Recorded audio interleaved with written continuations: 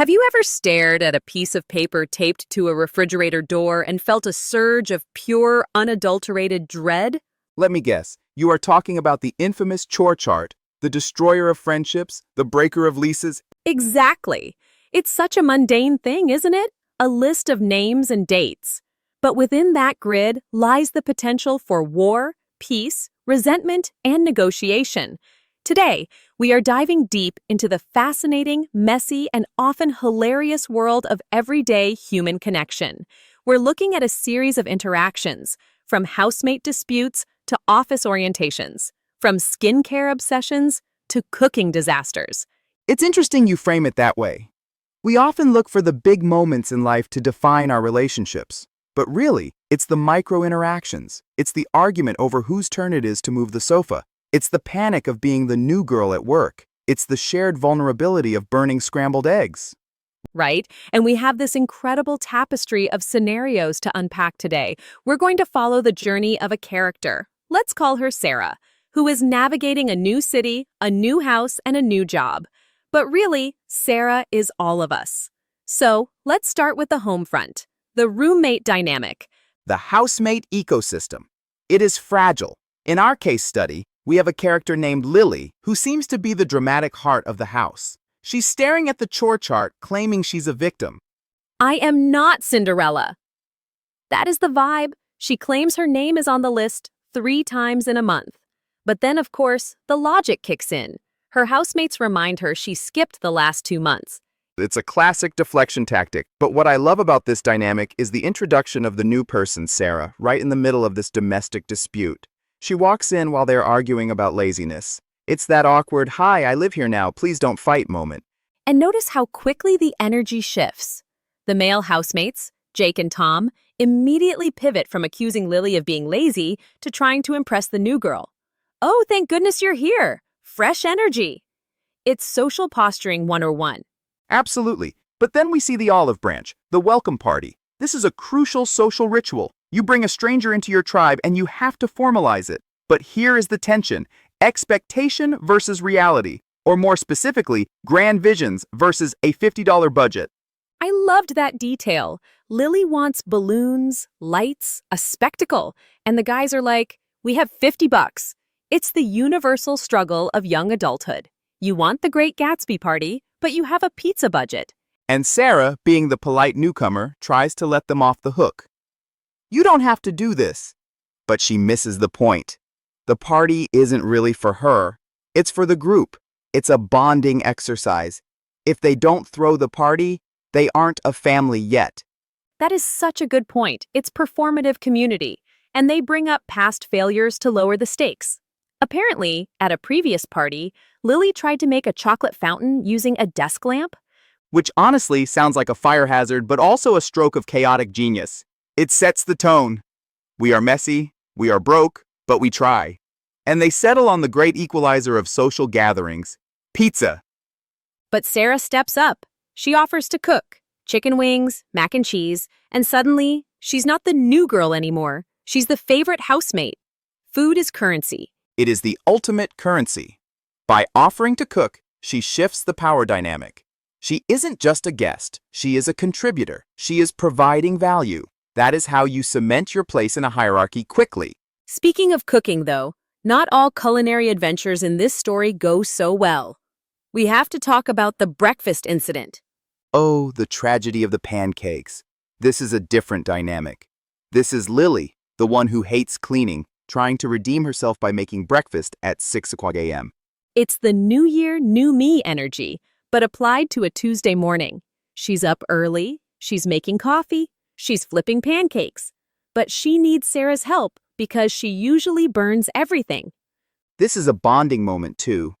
It's shared competence. Sarah teaches her when to flip the pancake, wait for the bubbles. It's a small mentorship moment, and when the guys come down, they are shocked. Lily cooked without setting anything on fire? The bar is set so low for Lily. It's subterranean, but that's the charm of a shared house. You have roles: the responsible one, the chaotic one, the new one. As long as everyone plays their role, the ecosystem survives. Now, let's transition from the chaos of the kitchen to the structured anxiety of the workplace.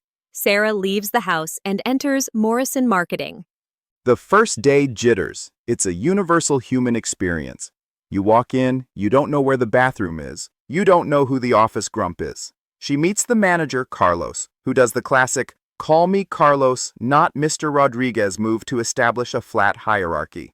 And then the team introductions. Emma, the designer, David, the social media guy. It's that rapid-fire networking where you just nod and hope you remember names. But the real work of integration happens at lunch. The lunch invite. It is the make or break moment.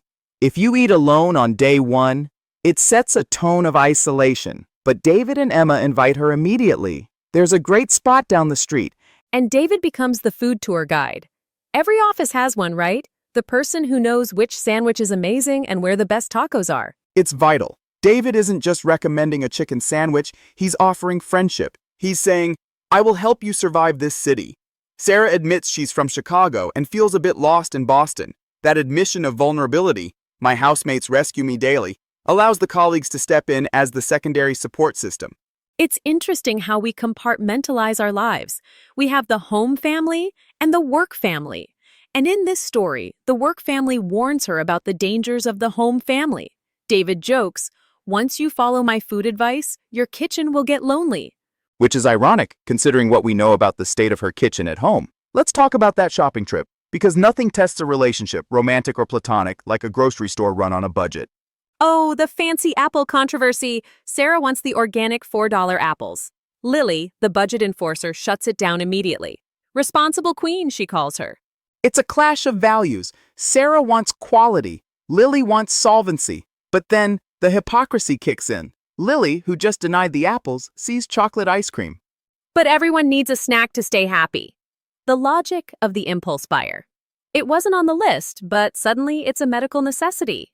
And Sarah caves. Fine, but just one container. It's negotiation. But then the reality check, toilet paper. The most boring essential item. They almost forgot it. And the line, Tom will yell like the world is ending. It brings us back to the ecosystem. Every purchase is made with the invisible roommates in mind. If you forget the toilet paper, the piece of the house is shattered. It's the burden of communal living. You are never truly shopping just for yourself.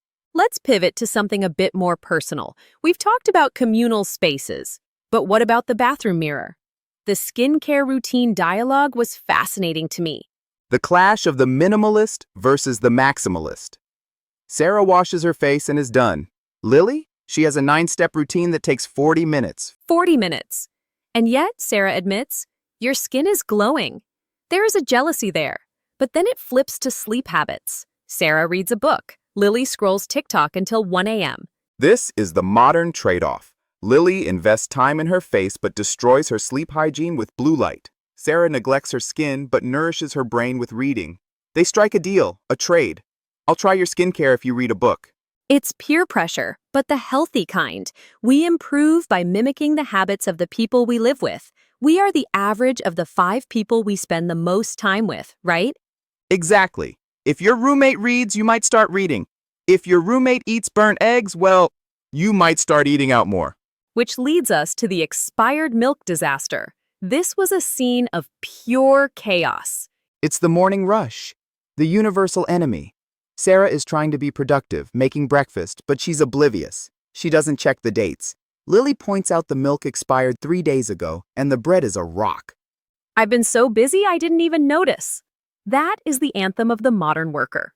We are so focused on the big picture, the job, the career, that we literally try to poison ourselves with spoiled dairy because we forgot to look at the carton. And the lack of sympathy. Lily is like, if you want a stomachache, go ahead. She doesn't offer to cook, probably for the best given her track record. She just critiques. So Sarah is forced into the arms of the coffee shop. Dunkin', the sanctuary of the late and the hungry. But even there, the chaos continues. She orders a caramel iced coffee, then changes to a vanilla latte. Her brain isn't online yet. And the barista is playing therapist. Sounds like you need that coffee ASAP. It's another micro-interaction. The barista acknowledges her struggle. Then she adds a donut. Gotta start the day right. But then she bumps into a colleague, Jake. Not the housemate Jake, a different Jake, who is also late. It's the commuter's bond. Running purely on caffeine and regret. That is such a powerful line. It sums up the corporate morning experience perfectly. They bond over their mutual failure to be functional adults. Jake offers her a bagel, but she can't take it because of garlic breath fear before a meeting. The social calculus of onions and garlic. You want the food, but you fear the judgment of the boss. It's a tragedy. And then we have the gym locker room scene. This is another layer of intimacy. Two friends, Ava and Emily, looking at themselves in the mirror after a workout. My hair looks like a bird's nest. We've all been there. You feel great because you worked out, but you look like you survived a hurricane, and the friend comes to the rescue with hair serum. But then the judgment comes. You never bring a hairbrush. You don't use a silk scrunchie. It's that affectionate nagging. It's saying, I love you, so I'm going to tell you that you look like a science experiment. And then, the ultimate revelation of domestic incompetence, the burnt eggs again. Emily tries to cook, burns them to charcoal, and the neighbor has to come over and invite them to dinner out of pity. That is the peak of humiliation. When your cooking is so bad it becomes a neighborhood noise and smell complaint. But it's also heartwarming.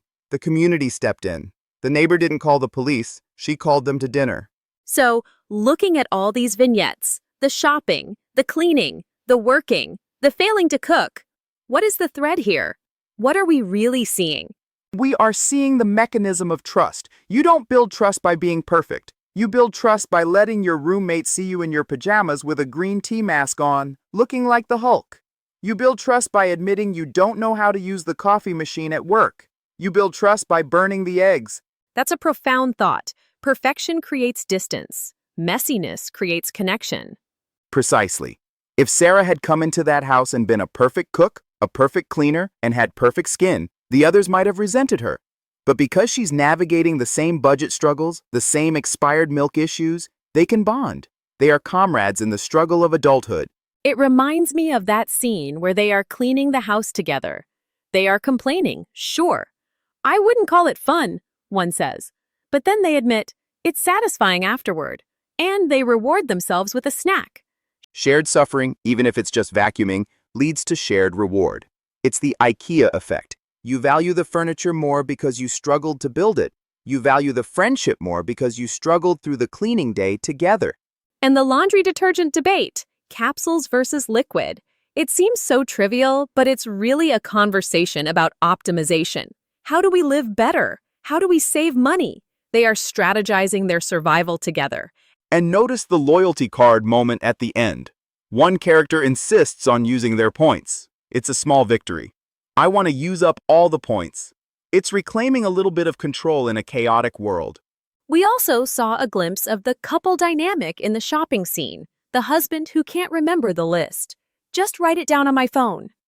The outsourcing of memory. In a partnership, you don't need to remember everything because the other person is your external hard drive. But it causes friction when the hard drive assumes you are also recording data. I forgot what we need to buy. Well, try to remember. It's the dance of cognitive load. Who carries the mental list? Usually it's the one who cares more about whether there is lasagna for dinner. True. And I think the overarching lesson for our listeners here is to embrace the friction, embrace the chore chart arguments, embrace the awkward introductions. Because without them, you're just a solitary figure eating a perfect meal in a clean, empty house. Exactly. And that is far less interesting than eating burnt toast with friends who are laughing at you. So, as we wrap up, I want to ask our listeners, who is your Sarah? Who is the person who walked into your life and disrupted your routine in the best way possible? Or maybe, are you the Lily? Are you the one creating the drama that gives everyone else a story to tell? And when was the last time you let someone see your burnt eggs? When did you drop the mask of perfection and just let things be messy? We often think we need to present a curated version of ourselves to make friends, but this story proves the opposite. The bonds were formed over $50 parties, cheap pizza, and bad hair days. So, go home today. Ignore the chore chart for 5 minutes. Burn the toast. Ask for help. And watch how the world doesn't end. It just gets a little closer. A beautiful sentiment to end on. Life is messy, friends. Enjoy the mess. Thanks for listening. Goodbye, everyone. Keep it real.